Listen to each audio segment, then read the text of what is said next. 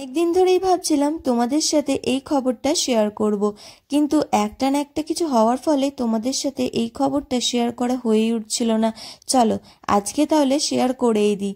আমার পুরনো একটা ভিডিওতে তোমরা অনেকেই দেখেছিলে যে আমি অনেক মালবেরির কাটিং কেটে চারা করতে বসিয়েছিলাম, কিন্তু গাছগুলো সাকসেসফুল হবে কিনা সেটা একদমই বুঝতে পারিনি।